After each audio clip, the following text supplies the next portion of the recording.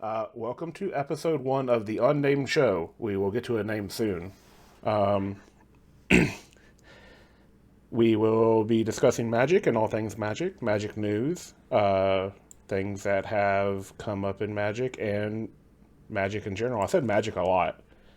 Yeah. With me, I have two friends, two local people that I playtest with. Would you like to introduce yourself, Evan? Yeah, I'm Evan. I started playing Magic around Born of the Gods. That was my first pre-release. I was in middle school. Um, I am now out of school. I've qualified for one pro tour. Performed a lot at local tournaments and debuted a bunch of Star City events. My Nice, nice. background. What's your favorite deck that you've played? Uh, Probably Mono Red Experimental Frenzy with like Steamkins. The one right before like War of the Spark. That was probably my favorite deck. That It was was a like the good one to play. Ravnica Allegiance mono red deck Yeah, where you yeah, just had all the value in the world. You could like light up the stage. You just burn cards off the top of your library. you could just like 30. Yeah, like if you got two Steamkins and a Frenzy, you could the world was your oyster. You could kind of do whatever you wanted. It was so much fun. Man, you know a Um, card is broken when it has the text "Destroy this card" on it. yeah, exactly. It is so cool. It's not even any player may play this cost. It's just you may get rid of this. You can get rid of this when you've gone off when you build pretty off the top. You have a like a 12 card hand. Awesome, awesome. And the other voice that you just heard, Max, tell us a little bit about yourself. Hello, my name is Max. I am RefMax91 on MTGO and Magic Arena. I have been playing Magic for about 10 to 12 years now. My first pre-release, I believe, was Theros. Not 100% on that one. It's been a while and I'm getting old, so my memory is starting to go. But I would say my favorite deck that I've ever played was it was a blend of like black green aristocrats and Jund aristocrats. This was right around the time of Dragons of Tarkir. I would cast Collected Company a lot, and sometimes I would hit two creatures. I would put Catacomb Sifters and Zulaport Cutthroats into play, and I would just sit and think for 5 minutes about whether or not my opponent was dead. I remember that time because if I ever saw you put a Rogue's Passage into play, I knew I was dead. Yeah, I there was like this weird time period where I would go to like Star City Opens. I would play like Sylvan Scryings in my sideboard for the matchups where I wanted to find specifically Rogue's Passage. Uh, I was a I was 7-0 at a Baltimore Open playing just black green. This was when Bant Company was like far and away the best deck. Um, this is also the Baltimore Open that Osip Lebedovich won with green white tokens, where he just brought like four tragic arrogance to beat everybody in the room. I actually played him in round nine. He was my only loss in day one, and it was a tight 3 game set. But I'm looking at like round six, round seven, playing against Harlan Fear on Bant Company. Uh, Game one, it wasn't particularly close. I just kind of steamrolled him. And then game two, I boarded in the Sylvan Scryings, and I just like cast it when he has like Spell Queller mana up. And I cast it, and he reads it. He's like, "Yeah, I guess this resolves. I don't think I care about this." So like, I go find Rogue's Passage, and he like looks at it and he reads it. He's like, "Huh, I think I'm dead." Anyway, That's great. 5 minutes later, we're filling out the match slip, and I'm going to get the classic hot dog and fries combo from the convention center. For $35. Hmm.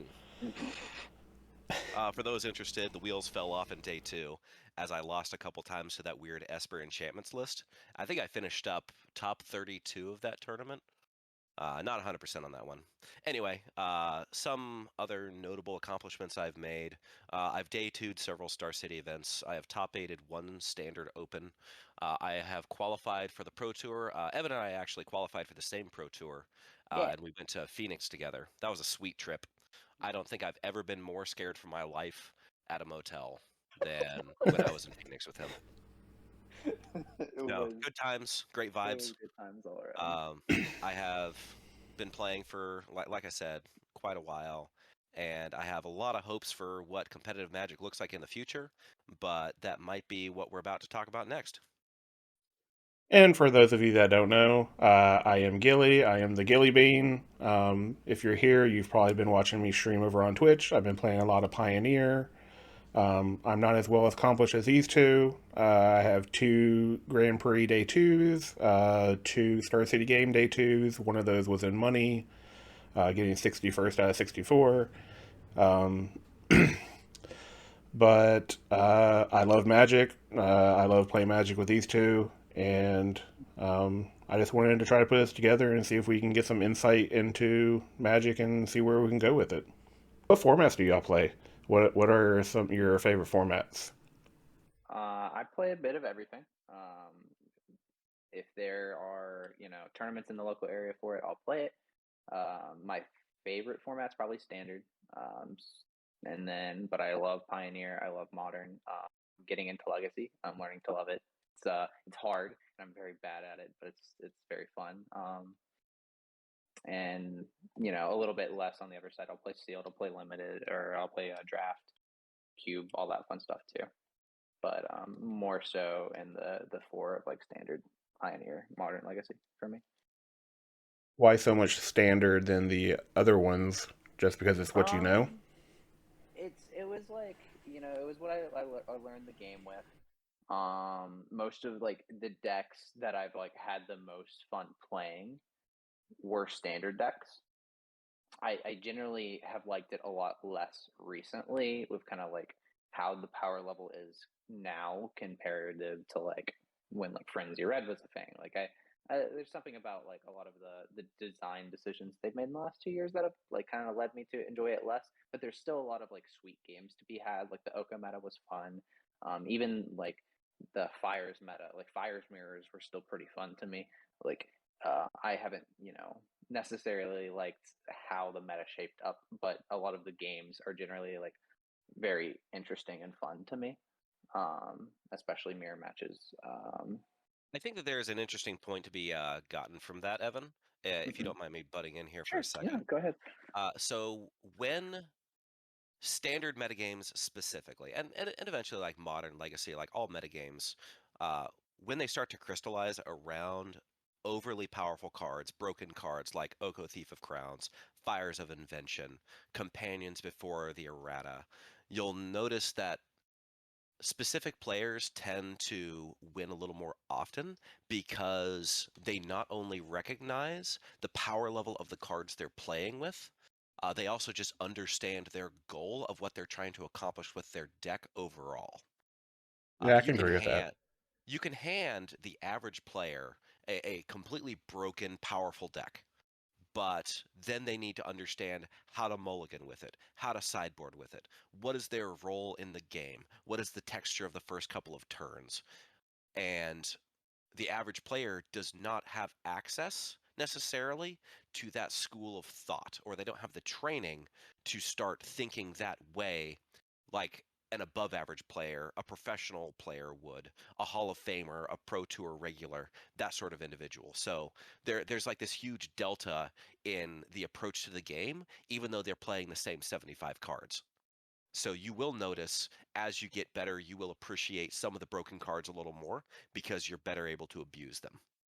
Yeah. I also think, in that same vein, you also appreciate the mirror matches more, because of the skill that goes into it. A lot of people hated the Oko mirrors them because it was as cookie cutter as the decks were. Every game felt different, and every approach to the game felt different as well. And I'm not trying to turn this into an Oko Thief of Crowns broadcast, but that's just because you can make yourself an argument every single turn for all three modes if you ever untapped with your Oko. Like, there were always very interesting decision points, and while it was miserable to play against, playing with the cards was pretty entertaining. All right. So we got some little insight there. What about you, Max? What formats that you define as or would rather play or anything like that? Not draft. That's fair. Uh, I can feel you on that. my my favorite format is Legacy. I've been playing Death and Taxes for around 9 years. Um, I picked up the deck when Sensei's Divining Top and Deathrite Shaman were still legal and very good, and I lost a lot. And even though I was losing a lot, I had much more fun playing that format than I did anything else. Obviously, the Death and Taxes lists look a lot different now because we've had a lot of different cards printed over the past several years. We've had a lot of bans. We've had just a lot of power put into these eternal formats. So I haven't been playing as much Taxes lately. I've been a little more on the blue-red Delver. Rest in peace, Ragavan. Praying hands emoji. Um, but I really like Legacy a lot. I enjoy Modern. I think Modern's in a pretty excellent spot right now. A little surprised for no bans, but we'll talk more about that later. I haven't touched Pioneer in a little while, but when Pioneer first entered the format, or it first became a format, excuse me, it was just a lot of fun to pick up these cards from like Ravnica. You got to pick up cards like Packrat again. You saw cards like Inverter of Truth actually have an application with Thassa's Oracle. You saw these interactions that people hadn't necessarily tried in Modern yet, and it was just really, really cool. I remember a lot of people locally were just excited about the concept of the format. I saw people brewing that had never brewed before. Like Pioneer was just revolutionary at the time. So I well, do enjoy a good game of Pioneer. well, I mean, going back to when Pioneer came out, right before coronavirus happened, Louisville was going to be the first GP, and we had almost three cars just from our locals that were going to go to that one GP. So, yeah. That's crazy. Yeah, it really was just the format that like there was always. I remember like when I was coming up and like learning about Magic, like my my older brother was a primarily a standard player, and he didn't really touch any of the formats, and so that's what I grew up in. But and there was always like this divide between there's the standard players and the modern players. And Pioneer, it like felt like it really bridged that gap. Like everybody wanted to play it when it first came out, and everybody wanted to try out. Like, oh, I still have all these old cards because they weren't worth anything to sell, they weren't worth anything to bulk, but you had fond memories of playing them when they were in standard or trying them in modern, and everybody was just like super excited to play that format. I thought it was really awesome. Yeah, totally And agree.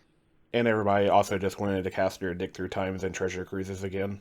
Yeah, exactly. Everybody wanted to cast their Foxies, their treasure cruises, their Dig Times, their I have good um, news. You still can.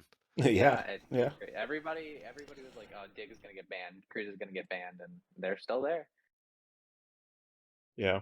I think their time's coming, but that can be a topic for like later in the discussion.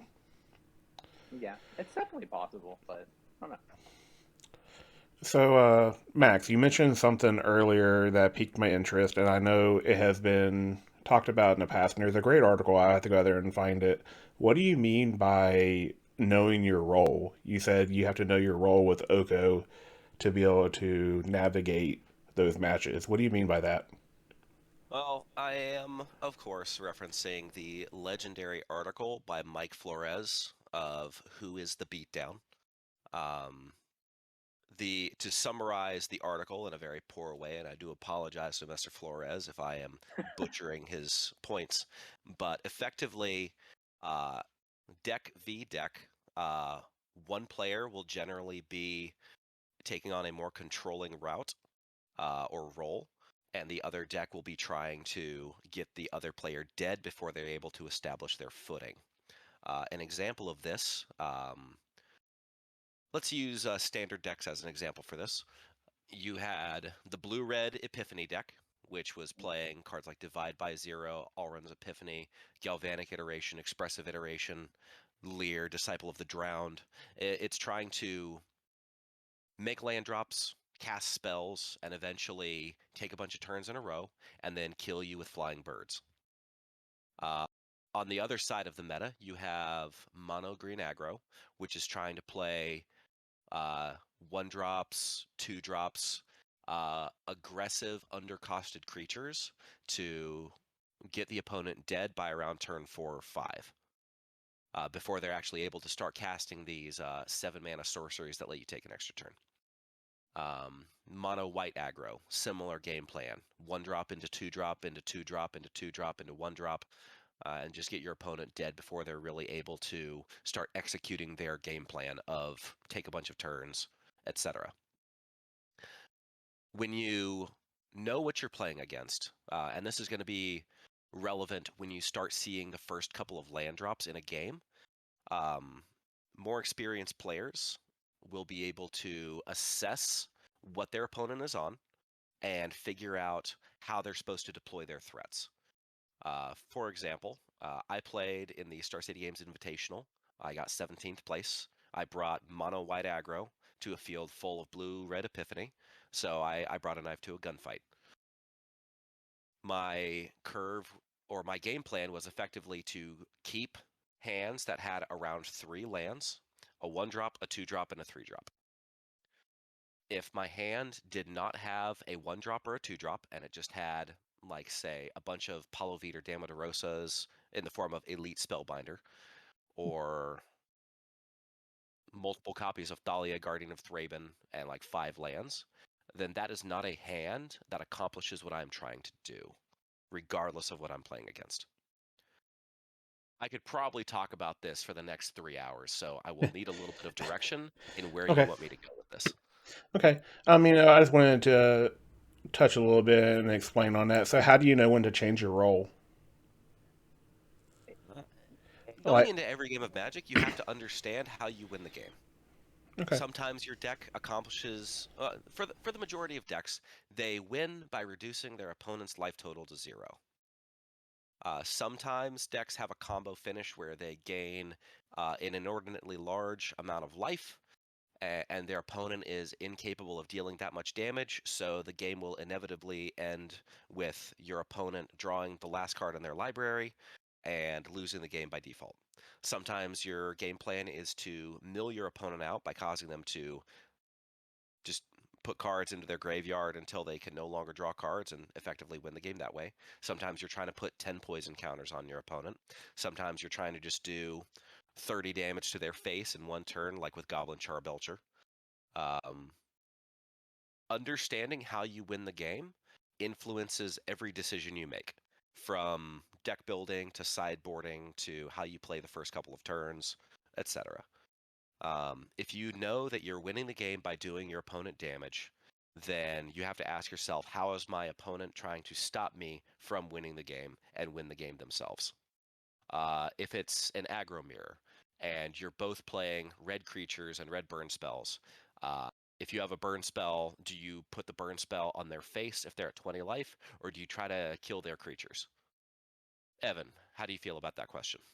Uh, it's really it's a question you can talk about for hours and hours, because Right? like, especially like, I mean, with any kind of mirror magic, it gets, it's a lot simpler, I think, when you look at it as like a, you know, an epiphany deck, like more controlling deck versus like an aggro deck, because it's like, it's more like obvious, I guess, who's playing what role. But when you get a control mirror or an aggro mirror or a mid-range mirror, you get a lot deeper into the question of how do I want to approach this matchup? Because like, when I used to play, go back to the mono red frenzy deck, it became game one, usually, as you're unsure about what the matchup is, you tend to be more aggressive as you are playing an aggressive deck. But when you identify that you're on that mirror match, like, I used to love sideboarding out, almost all of my creatures, and just become like more of a mono red control deck and just try to slam a frenzy,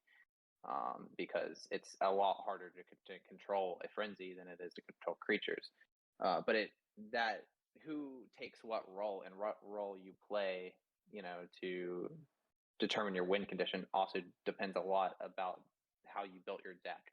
If your deck has to win the game by, getting your opponent down to 0, then like how flexible you can be with what role you're playing is only so much. Like, if there's a lot of inevitability in decks, like decks that play sweepers, there is an inevitability that they will draw a a sweeper. And so if your plan is to control the board instead of reducing their total to zero, then that board will only last you so long if your opponent is inevitably going to draw a sweeper in whatever matchup it is. So it's a hard question to answer, and I think it really depends like a lot on like It's very your contextual. yeah, it depends on I your think deck. I could probably sum it up uh, the simplest I can by saying, when do you start attacking your opponent? Yeah. If you are a mid-range deck and you are playing against aggro, at what point do you start attacking the burn player with your large creature instead of trying to hold it back to block with? And it's around Uh that time is when you start to switch roles. yeah, precisely. Yeah, that makes sense. So y'all also touched on. I think we can move on from there. I think I agree with you, Max. That could be a very good 4 hour discussion and still not touch on every point.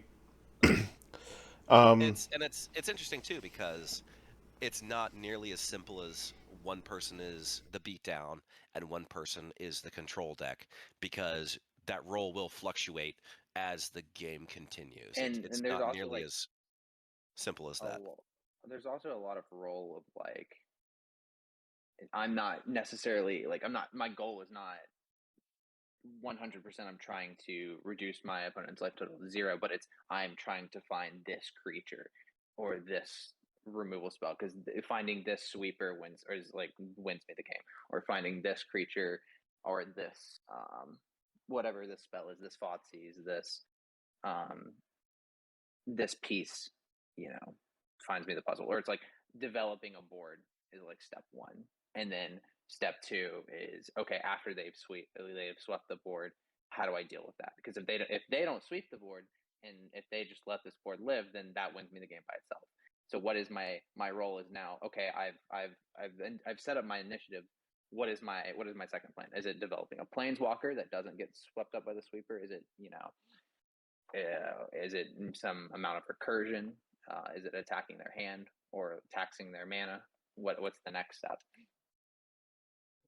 um, Uh, We could talk about this for literal yeah, hours. yeah. And for those that are interested, I will try to find that article and I will put it in the description below if you want to read that article. It's a great article. I've read it a couple of times, and I mean, it might have improved my gameplay by a percent or two, but a percent or two is a lot in a game of Magic. I think that every aspiring Magic player, like if you're trying to level up your game, and there's just some articles that if you haven't like, and that one like really one of the big ones, if you haven't read it, then it's like, honestly a mistake. Like it's just so important like to understand that concept. Um, and it's really just such a level up. Um, so we did touch on a couple of points that I would like to get to. So the idea of sideboarding.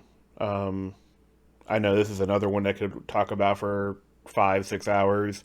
I am horrible at sideboarding.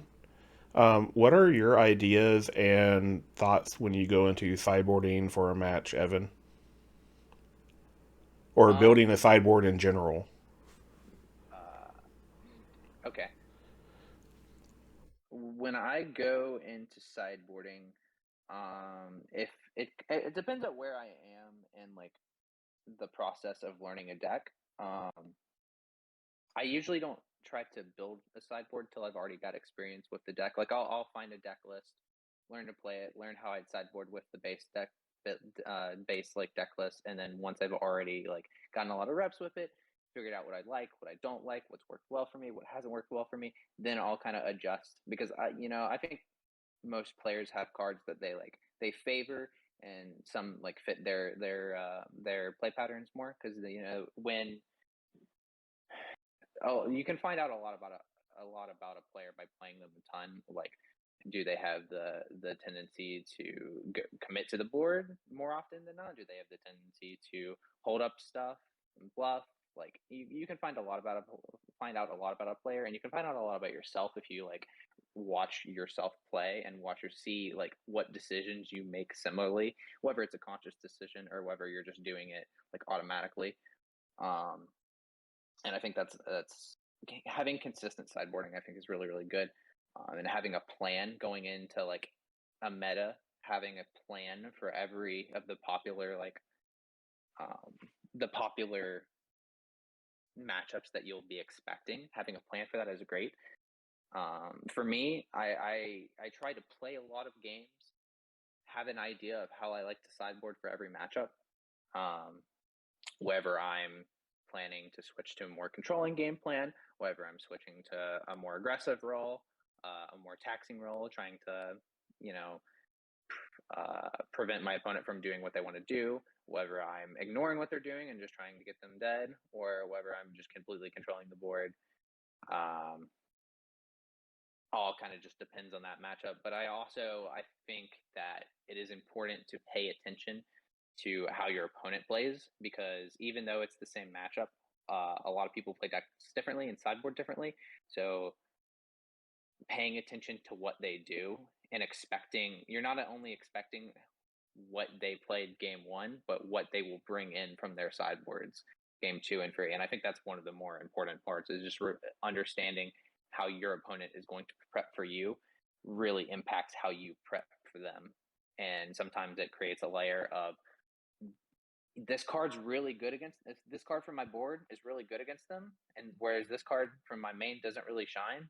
But if they're bringing in some cards that are better against my sideboard than they are against my main deck, then maybe you just keep in the main deck. If your opponent's going to bring in a bunch of removal, then maybe you just side out some of the creatures that the removal is good against, and you know. So Okay. Let me help break that down real quick. Sure. The Hogak Dredgevine lists. When Very you were fun. trying to play like a turn 1 Stitcher's Supplier, turn 2 Satyr Wayfinder, trigger a Vengevine, cast a Hogak out of your Hogak. yard in game Yeah, 1. yeah. Evan, you remember that metagame? Oh Gilly, you yeah, remember I that? remember it. Yeah. Yeah. Good time. So this is like one of the more powerful decks that saw play in Modern. Your sideboard plan, in your sideboard specifically, you played some discard effects, some thought seizes, you played some force of vigors Yep. to help beat like artifact or enchantment based disruption for your graveyard based deck. And then you would play cards like Leyline of the Void Yep. because you wanted to have cheap or free ways of stopping your opponents from doing similarly busted things out of their graveyard. So you would find yourself in really awkward situations whenever you played the mirror against somebody, because you would want to execute your primary game plan of use my graveyard, cast large efficient threats, cheat large things into play, but at the same time you need to have a way to stop them from developing from their graveyard, and you need a way to beat their hate against what you're doing. So evaluating a game 2 or a game 3 hand of like, well, it doesn't really have a threat in it, but it does beat your opponent's Leyline of the Void, and it has a Leyline of the Void itself. Like, yeah, you probably keep that hand. Yeah, Yeah, that makes sense. another like huge thing I learned when I played in one of my first invitationals. When I got into Modern, I picked up a lot of like the Hogak style, a lot of the graveyard strategies. Like Dredge was my first Modern deck, and then I played a lot of Crabvine. I played a lot of Hogak when it was a thing. And there is a thing as over sideboarding when you have so many cards in your sideboard that work. Like when you need to worry about handling your opponent's graveyard hate for your strategy, but you also want to worry about preventing them from doing their sideboard. You can dilute your deck, your linear deck, from doing its thing by bringing in too many pieces that are not action. If your goal is to put 10, 15 cards in your graveyard, and you need a certain amount of those to be hits for you to even have a chance at winning this game. If you bring in too many sideboard cards, then you really do run the risk of diluting your deck to the point that it's not going to be consistent enough. Like, yeah, your Thoughtseize or your Force of Vigor might stall them and allow you to commit that game, but if you bring in too many of them, then you won't be able to clock them, and you'll lose to their inevitability anyway. Yeah, great point. Evan, you said that you play a lot of matches and try to get a feel for the deck. How many game ones or matches do you play before you start looking at sideboards? I mean, I don't really, unless I'm playing with like friends at like a coffee shop or something. I will always like if I'm online practicing, I'm always queuing best of free. I just don't unless unless I'm like prepping for an arena open or something. I just don't see the point in playing best of one that much. So I'll get a sideboard, but I probably unless there's like a card that is really just annoying me and I'm just very tired of looking at it in my sideboard. Um, I could probably play like 20 to 30 matches before I start like trying to switch things around. I like getting a lot of data and getting more value because I don't have a problem playing a lot of matches. Um, this changed a little bit more when I'm like playing like a combo or like a grindier deck. I generally lean towards faster decks. Um, so I yeah, remember being young. yeah. So I usually play a ton and then and make changes from there. Uh, And Uh, but there's also like some. Yeah, it kind of depends on the deck, I guess. I think I usually play around like 6 to 8 game ones before I start moving into sideboarding. Um, Generally, whenever I'm playtesting, I want to get a feel for my mana base. I want to get a feel for my threat density. I want to get a feel for my permission and my removal. Once I get a feel for how all these pieces start to work together, I can start figuring out how my opponent's threat density, permission, removal, etc., works against me. And then once I play through like around 6 to 10 games for game ones, it's really, really crucial to start learning how to sideboard. On average, you play more sideboarded games than you do game ones. You figure mathematically, you always play a game one, and you always play a game two, and you sometimes play a game three. So by that metric, uh, you are statistically playing more sideboarded games. So it is more important, in my opinion, to understand how to play sideboarded games than it is to play game ones. okay, yeah, that makes sense. So Max, tell me, and Ajimo, I mean, sorry, Evan, you can jump in on this as well. How do you feel about sideboard guides? I think they're fine. I think they're very, very helpful and useful. I don't believe that they should be followed like to the letter after a certain point, but for the average player that may or may not be very good at sideboarding, um, looking at other people's sideboard guides and developing a sideboard guide themselves is very important for their level up, for their next step. I think And you, Evan? yeah, I think that sideboard grades are great. They you can really get a feel for why someone built the deck in the way they did, built the sideboard in the way they did by looking at it. Like Max said, I really don't think that following the bread and butter is great. I think that any decision that you never think about is generally wrong. Um, you should always think about everything, and That's because an interesting statement. yeah, I'll need to that's how dive I into that always. with you later. Okay, sure. But yeah, I think you should always think about everything, or at least that my stance on it is always to think about everything because your opponent, while they are playing the matchup that you're prepared for, while you have whatever the guide has prepared you for, they might not play it or they might play something else. So using your brain to see what they're doing, to see how they're playing, um, is your advantage as a good player uh, to do that. So I think I like because in a way when I'm playing my 20, 30 matches, like I'll play against, let's say I play against mono green 3 times or 5 times. I might sideboard one way the first 2 times I play it and be like, okay, well this worked and I'll switch this. You build your own sideboard guides by playing the matchups. And if you're consistent with it, then you don't need another sideboard guide because you just build yours.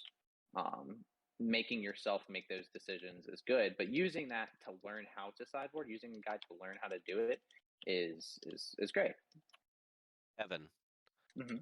who is the best Magic player you've ever copied a deck from? I've ever copied a deck from. Yeah. Probably PVDDR, like Seth Manfield, like I don't know, LSV one or Finkel. You know, You've listed like 4 of the greatest of all time. yeah. So that's a very fair answer. This is going to lead into my next question, which is, have any of these players ever made a mistake before? Yes. So is it possible that a sideboard guide might be flawed? Yes. So you're saying that don't follow a sideboard guide to a T because they might be wrong. Correct. Yeah, absolutely. I'm all about it. And Everyone can be also, wrong. and I've seen this discussion too. Um, you've been playing this deck forever, and let's say LSV puts out a sideboard guide. It says you can get it for $1. Do you pay that dollar? Absolutely. Yeah. Why not? Because I would I've give seen the LSV a discussion. dollar just by virtue of him being LSV. I've seen the discussion like most people don't care about their decks or their articles. They can just put out a sideboard guide for $5 and like people will just eat it up. And I feel like sideboard guides to a degree can be a crutch. And I think some people rely way too heavily on them. Oh yes, 100%. If you, it can definitely be a crutch, and like, there's one level up from like using a sideboard guide to learn how to sideboard guide and then implementing that. But there's another level up from not relying on the sideboard guide to sideboard. Like I've gone to so many 1Ks, and I see, like, for years, and I've seen the same players go to these 1Ks and they pull out their sideboard guide, and then 3 years later they still pull out their sideboard guide and they follow that exact thing. Where I'm adjusting my sideboard, like, and and they just never level up because they're so attached to it. And I don't know, it's just not. It's you don't want to get attached to them. A lot of Magic players are attached to the concept of the sacred cow of their deck, where they can't cut Karn Liberated from Tron, or they can't cut Tarmogoyf from Jund, or they can't cut Kolagon's Command from Death Shadow. And there are just these cards that they in their mind believe belong in every possible iteration. And if you can't break out of that mindset that every single card in your deck can be cut because there might be something better, you will never get better. Mhm. Okay. So again, we can talk about this for hours, and it's definitely a conversation that we can have in the future. But I think we'll just move along unless y'all have anything you want to add. Yeah, that's all I got for now. Yeah, I'm Okay. good. So, jump into a little bit of Magic news. I don't know if y'all have read the article or not. If you not, we can summarize it. The Star City Games content breakdown. Have y'all read that article? I have. I have as well. What are your thoughts on that? Going mainly away from competitive Magic, getting away from premium, and focusing mainly on Commander. It's largely a result of the lack of competitive Magic due to the outbreak of COVID-19 starting last year or 2 years ago now. Wow, 2 years Yeah, ago. 2 years. Yeah. Um, this was definitely something that I think was inevitable. I don't think it's permanent, but it was a business decision made by a business that was likely unable to keep supporting its content creators because of a lack of cash flow. Um, WotC claims that Magic has had 2 incredibly profitable years, but that doesn't necessarily mean that local game stores, third party retailers are experiencing those same levels of profit that they are. So if you figure that lots of people are playing Commander at home, and there's no like large cash prize tournaments to be played, there's less demand for people buying a 60 card modern deck or needing the new staple for the latest big tournament. Articles drive card sales as well. And I've read a lot of comments from these authors on Twitter who found out that day that they were being let go, and it was absolutely heartbreaking. Do you think this decision? I kind of feel like this decision was already in motion, and they kind of alluded to that anyway. But with being no coverage at, it was the Invitational that there is no coverage, right? Yeah, and there's Yeah, probably and no there is no coverage coverage this for the year. next three events. Hmm. So I feel like this was coming, and it's heartbreaking for those content creators, but like also as a competitive Magic player, like no content and then no coverage of the events is going to be a little rough. And it's also going to be awkward because we're used to that information right then and there. Like watching a match and be like, oh, this new technology, and then adapting to it for your next tournament already. Yeah. Yeah, Uh, to to that point, like not all content is being seized for Magic. Period. Um, Star City Games isn't the only game in town, thankfully. We do have resources like Channel Fireball. We do have these individual authors who have like Patreons and podcasts set up so that you can still access their strategy content. Um, for people who want to support people like Ross Merriam and Tan and Grace, they have a podcast called MTG Rants. You can listen to limited resources with Marshall Sutcliffe and LSV. You can read strategy content from Reed Duke on Channel Fireball Pro. Like Star City dropping all of their creators is sad. it sucks. It does suck, but it's not the end game. Do you think these other places pick them up? Do you think TCG Player tries to pick people up? Cool Stuff, Channel Fireball. Do you think they will try to reach out and give contracts to these people? I think there's I, it's definitely a possibility. Yeah. mhm. I Okay. think that the Um. first one to look at is going to be like the NRG series because Oh they've been the yeah. ones who have been most trying to put out like a tournament series. So if they Mhm. are trying to take over the uh, the space, I guess, that Star City occupied for such a long time, then now would be the time for them to do it. And the best thing they could do at this point in time would be to pick up some of the authors and start staking their claim on the Yeah. East Coast and the Midwest. Yeah. And I more in Magic news. I don't know how deep we can go into this, but earlier this year, Huey Jensen was announced as head lead for organized play. We haven't heard much about that. They said today on their Twitch channel that we will be getting more about that in like 2 weeks. But how do y'all think Wow. about that and uh, about him taking over in the future of Magic for that? I didn't know about the 2 week thing. That's really exciting. I was really excited when I saw that he got the position. There's not a lot of people like I knew of a few people who had applied for it based on like Twitter, and there's not a lot of people that I think would have. I would have picked another person to do it. Like I think he's going to do an awesome job, and I that gave me a lot. We've as a community, as a like competitive Magic as a community has taken a lot of hits the last year, the last 6 months, last like ever since COVID, really. And Right. that was like one thing that really gave me hope going forward that there's organized play and competitive Magic are still going to be um, be great.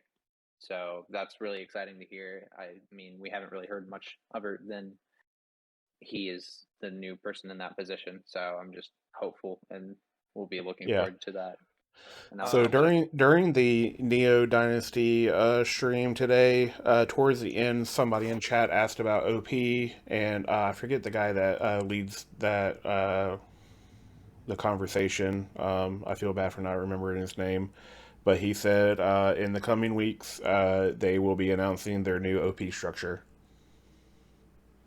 That's really interesting. I was under the impression that we wouldn't be hearing about this for quite some time more, so I am waiting with bated breath.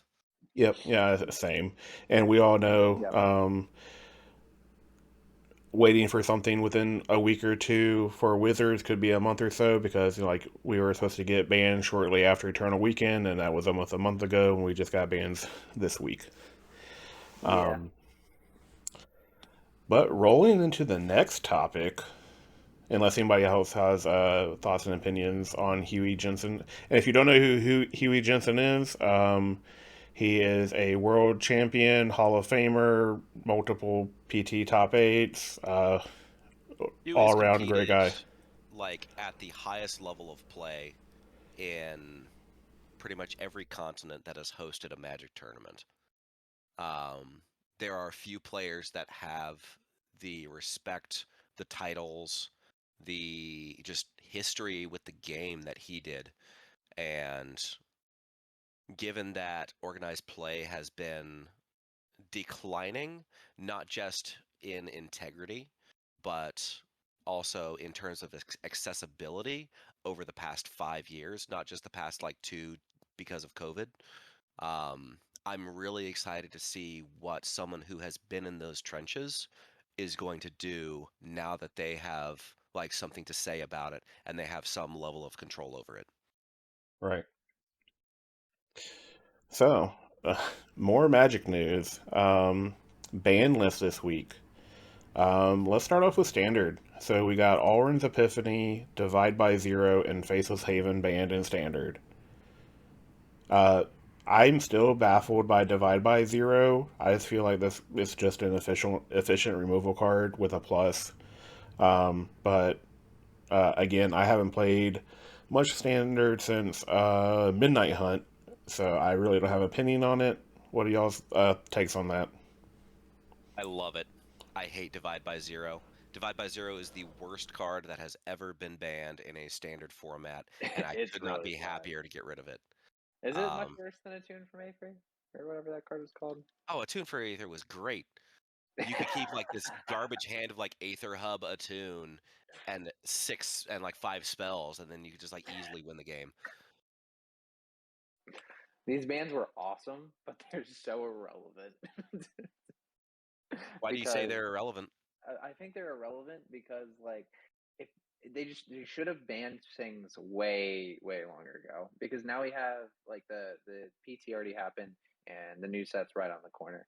So if they were just it just annoys me that they waited this long to do it because they could have just waited for the next set and if it was still a problem. Like it's cool that we can go into the next set and not have to worry about Epiphany, but if they were just going to ban Epiphany, they should have done it earlier because they knew it was a problem. Like it's been a problem. Um, I like Divide being gone. I like Faceless being gone. Like I think these are all good changes, and it really is going to shake up the metagame. So they are awesome changes, and they're huge for the format.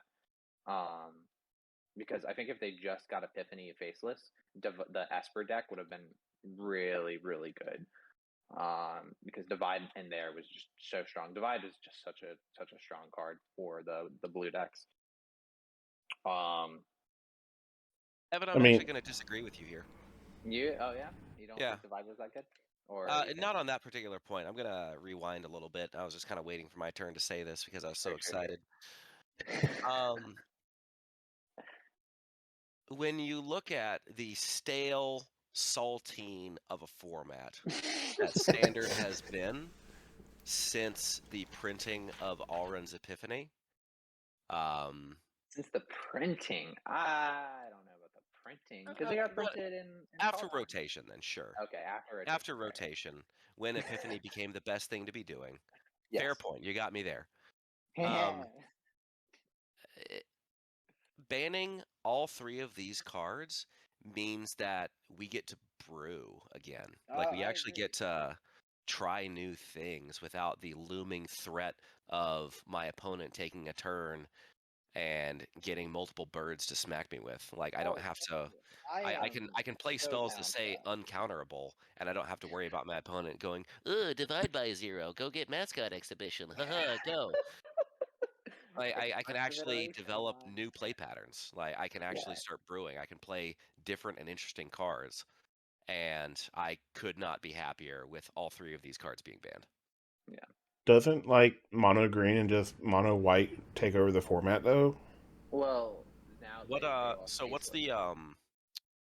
well, mono green is going to be sticking with the snow basics. Mono white is not. Yeah. The reason to play the snow basics in green was not just for Faceless Haven, but also for Blizzard Brawl Yeah. and Sculptor of Winter. Those cards are likely staying in mono Oh green, yeah. but for mono white, like they get a little more wiggle room now. There was really no reason for them to not play the full set of Faceless Havens, so that then resulted in the deck being built with snow covered plains as well. For mono white, like they have good removal, but Evan, what's a card do you think that gains a little bit of equity with Epiphany and Divide being out of the format? I think Goldspan Dragon's gonna be really good. Yeah, That's yeah, my I first agree. thought. I think any like Planeswalker, any like derpy mid range card is Oh like man, my honestly, favorite cards. yeah, any derpy mid range card is gonna be good. Lear, I mean the blue decks still have Lear and they still have Kraken. Like those cards aren't gone. So I think like there's still going to be blue decks. Like I still think the Esper deck is really real. We might, there might be a world where like blue white even becomes a thing because that deck wasn't bad at killing. It wasn't bad at killing the aggro decks, and now it doesn't have to worry about the best man land being gone. Like the aggro decks still have man lands with Cave of the Frost Dragon and the Hydra one.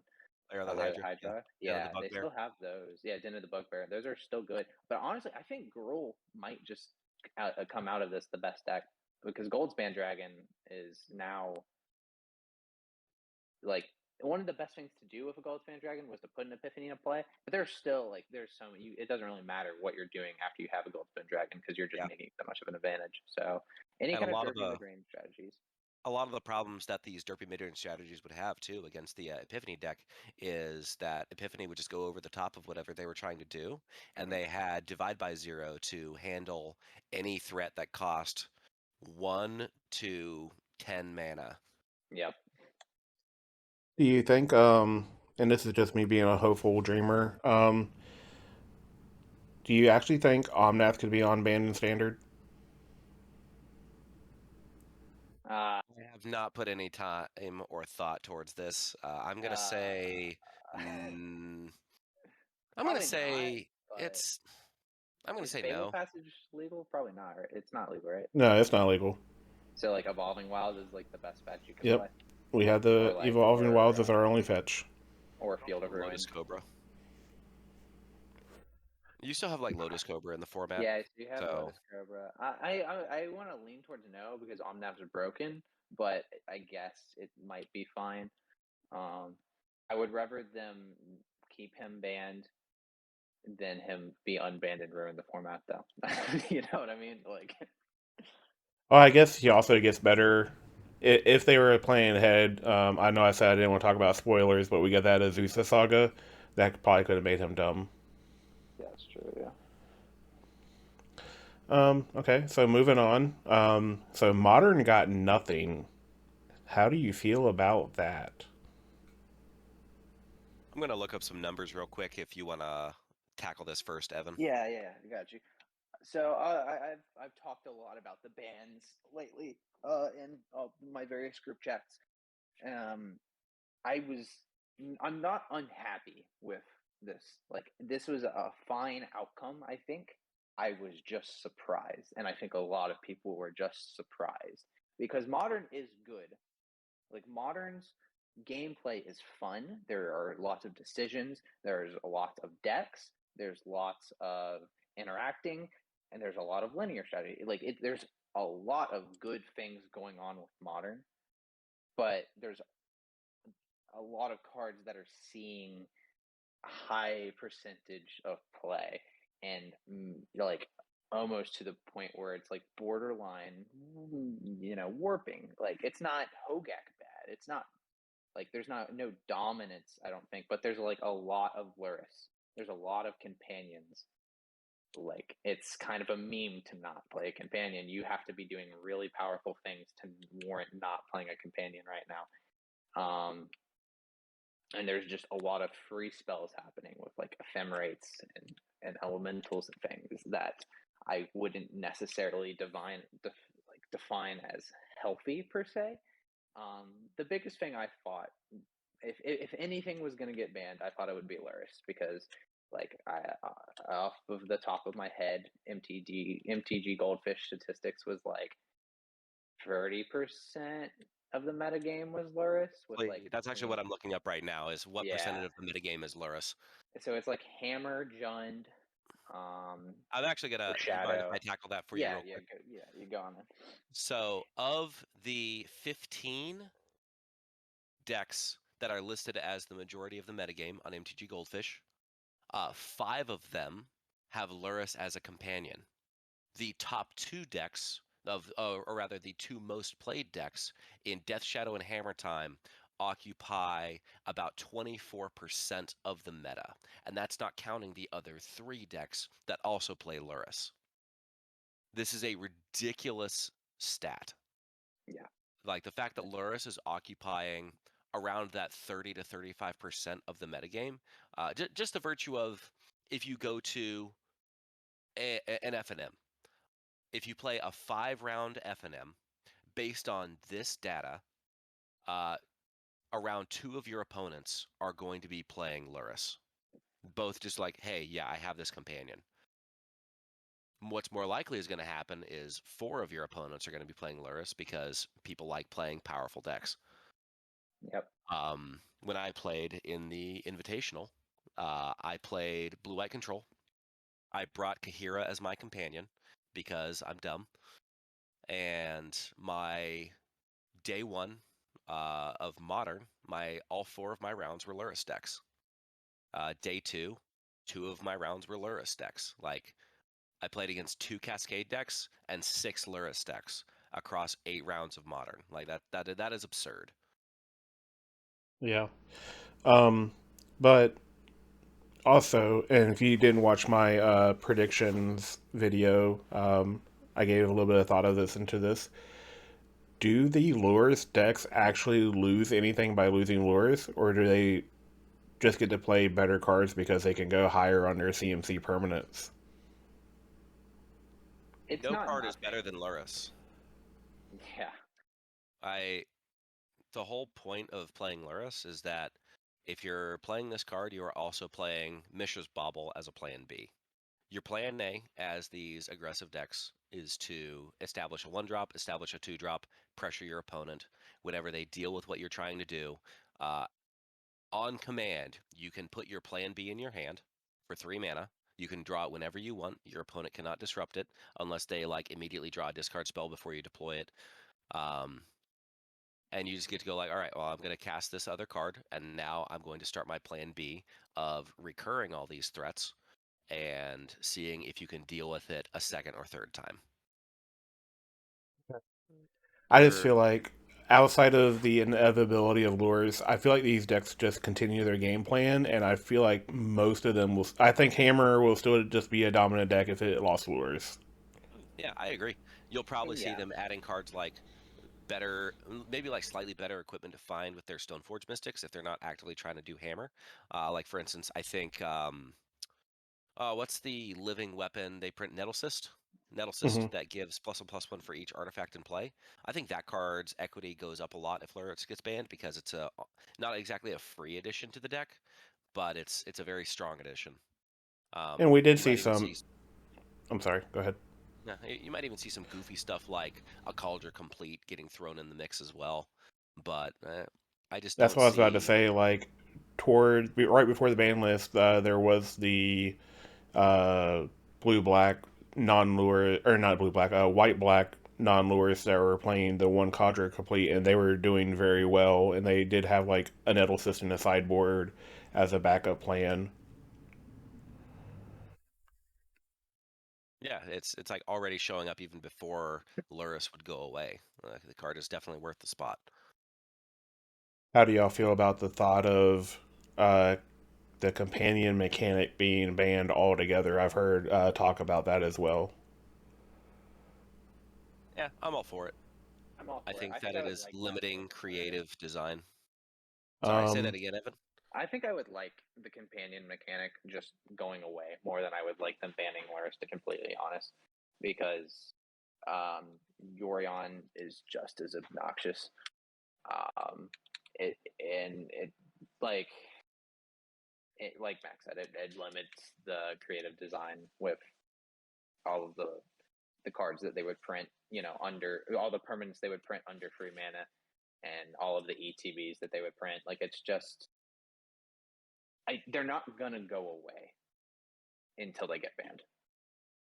I like, unless like Bobble gets banned, or like something has to get banned for they're too powerful. Like Luris is too powerful, Yorion is too powerful. It's too free, and Magic players love putting stuff into play for free. They love that value, and it's not going to go away, which is fine. I mean, it's the strong thing to do. Um, it's really powerful. so y'all good with modern for now? Yeah, Okay. So legacy. I was this was the only one I got right in my prediction video, which is the only one I felt confident in anyway. Ragavan getting banned. Does it actually stop Delver from being the best deck in Legacy still? First of Delve. all, I'd like to say one more time, rest in peace, sweet prince.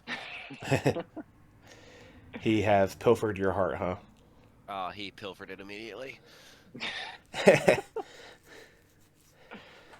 I highly doubt that Delver won't be the best deck. It's just, I mean, that historical trends. It's Delver, like the 4 color control, and that, like, those decks are strong.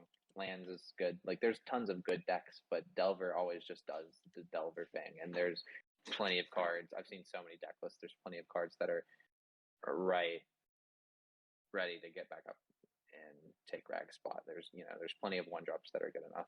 DRC and Delver with a Murktide or whatever your Delve creature of choice. I think that the deck will be just fine. Um, The deck will be fine, but Ragavan needed to go.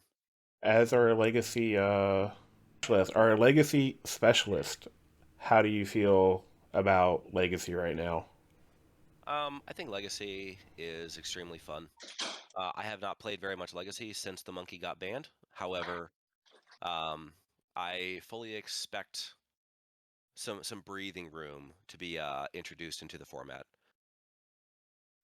Starting a game where you're on the draw and your opponent goes fetch land, volcanic island, cast Ragavan, go, and your hand is made up of, if it's the mirror and your hand is like wasteland, lightning bolt, fetch land, Ragavan, you have to make this like miserable decision of, do you try to take out their mana, do you try to play your creature, do you lightning bolt the Ragavan and hope they don't have a daze? There's just, it was kind of like the meta game with Standard and Oko was legal, where you had to play around some combination of Aether Gust, Veil of Summer, and Mystical Dispute. There was just some weird rock, paper, scissors guessing game, and removing that aspect is very important for the health of the format. Playing around How cards is how you can differentiate like good Magic players from great Magic players, but there was just like too many moving pieces and too many things that could go wrong with that scenario, and it was just miserable play patterns. do you think days are numbered? That was a Gilly, tough sentence. tell me, tell me what Days does. Counter a target spell unless opponent pays 1. You can return an island to your hand uh, to cast it for free. Okay. In a format like Legacy, where card advantage probably matters more in that format than any other format, um, mana advantage is also extremely important. Like it is not free in the sense that it's totally free. It does not cost any mana to return an island to your hand, but like setting yourself back a mana is kind of a big deal, especially now that Ragavan doesn't make you treasure every time he connects with your opponent. Like there is a cost to days. There has always been a cost to days, and talented legacy players can still play around it. Okay. I just I think know. a card's fine. I just know it has been talked about. It has been talked about for years now. Um, and I don't know if you completely read the article. They said they are going to continue to keep an eye on Legacy, and if they need to, they will enact another ban if they need to. I'm also very interested in the challenges this weekend and see what pops up. If I could pick two cards to take a closer look at in specifically the blue-red Delver lists, I would probably take a close look at Murktide Regent, and I would take a close look at Expressive Iteration. Um, I don't really want to talk about the concept of what Legacy would look like if you banned cards like Brainstorm, Ponder, Fetch Lands. I think banning Fetch Lands is the most garbage Yeah. opinion in that regard. Um, but that's another conversation for another time. I want to closely take a look at Expressive Iteration, and I want to compare it to Treasure Cruise. Okay. It does not have as much raw power as Treasure Cruise does because it will always cost 2 mana, whereas Treasure Cruise is sometimes Ancestral Recall. But the fact that Expressive Iteration is now pretty ubiquitous in these 2 or 3 color Delver lists, alongside the full suite of cantrips with Ponder and Brainstorm, is pretty telling that the card is very, very, very powerful. And I know Similarly, when this. you Oh, go ahead. no, similarly when you compare when you cast cantrips like Expressive Iteration in older formats that can find you a free spell like a bauble, or find you your extra land for that turn, or just find you another cantrip like a ponder to cast in that same turn, like it's so much more powerful the farther back you go in Magic's history.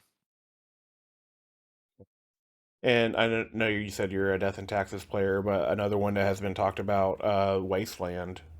Do you think that should actually be looked at or anything?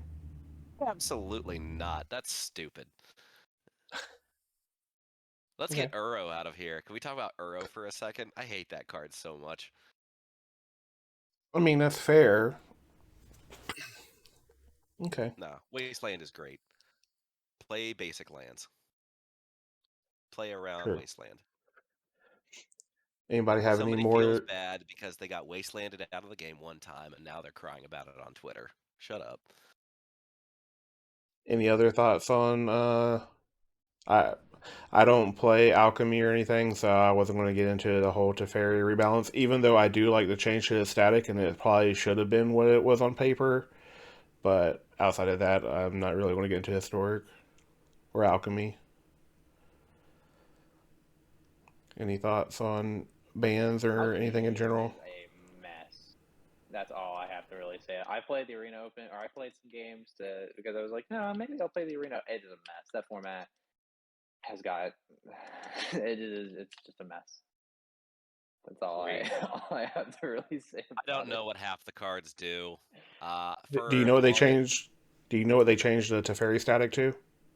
yeah, but he also now costs 4 mana and comes in with 5 loyalty, and I feel like they Yeah. could have just left him at 3 and 4 and changed the static, and it would have been okay. Yeah, and I think if that was the way he was printed in paper, he would be a very fair and balanced Magic card. He would still be powerful. He would still be frustrating in certain ways, but it would remove a lot of the feel bads that he's created over time, Yeah. which is important to acknowledge.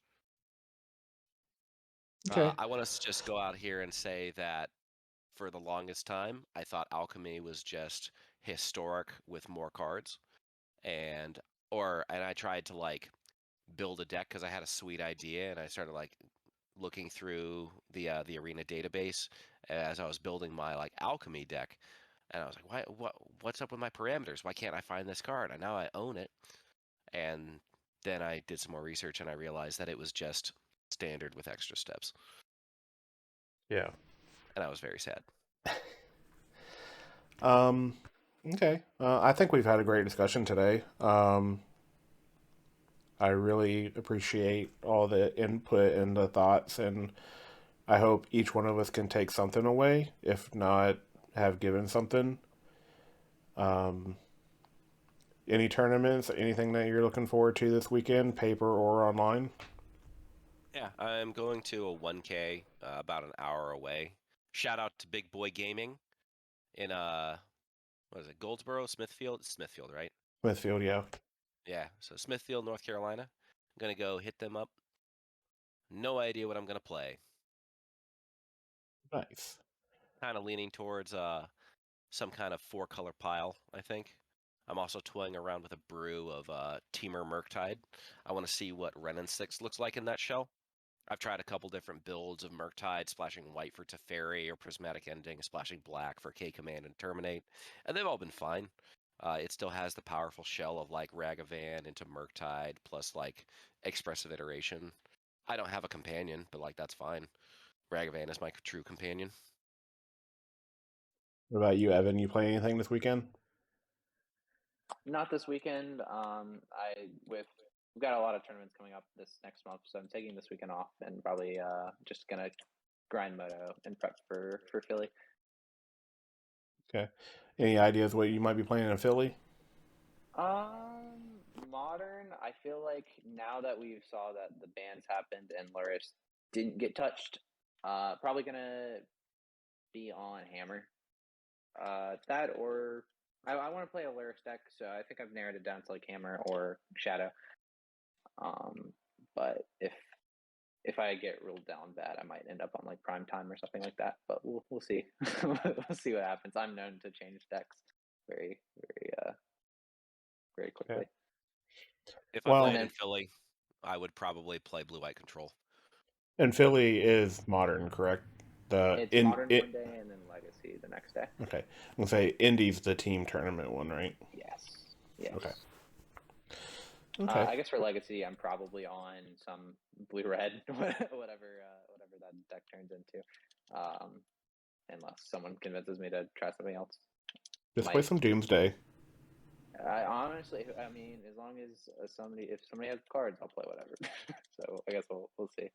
I'm kind of open to whatever on that regard. I'm not entirely sure I'll play in the Legacy yet, but I'm want to more focus on Modern, but because that's the format I Unfortunately, think I can run. unfortunately, my work schedule changed this week, so I have to work this weekend, so I'm not playing anything. So, Unfortunate. but I plan on trying to hit up the 2K Modern next week. So, Nice. What are you gonna play in the 2K? some variant of Omnath. Own every variant of Omnath, and I love the Omnath deck. So, some four-color money pile. Nice. It's definitely a good thing to be on. And I know it. I know the deck very well. So they're fun. Yeah. I'll need to pick your brain about this weekend then. Okay. If Any I so other? Oh, go ahead. I was actually going to ask you what is your how do you differentiate between like the Omnath piles? Like how do you decide like what version to bring? So if What are some of the like differentiating card choices? so like I mean the differentiating from the decks is you have the Rhinos build, you have the Yorion build, the Kahira builds, the Control builds. Right now I'm kind of on my own little brew that I've been playing and having fun with. I'm actually on regular elementals right now, actual creature build. But I am playing Oath of Nithas in the main board, and I'm also playing Sahili to get extra value off the Incarnations and Risen Reef. Okay. That's awesome. It's been really fun. Last time I played F&M, I was playing a one-of Fellow Guardian, and I did pull that off sometimes, but it just felt cheesy, so I have dropped it.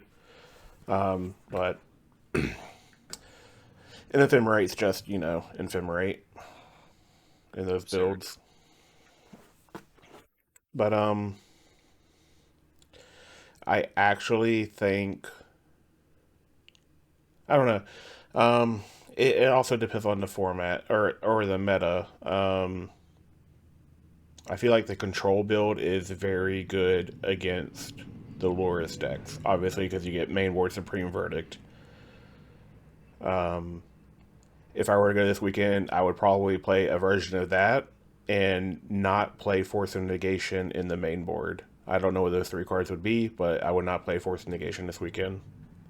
The only thing I don't own, and I don't play Yorion decks because I don't like shuffling Yorion decks, and I need to get out of that. The only thing I can't build is Yorion decks because I don't own a Yorion, which is weird.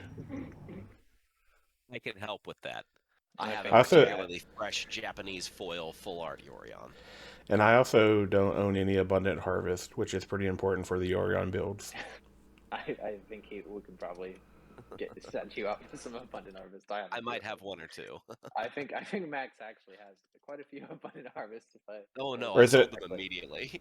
not Okay. Abundant Harvest? What? Oh, the enchantment, not Utopia's Brawl, The but abundant growth.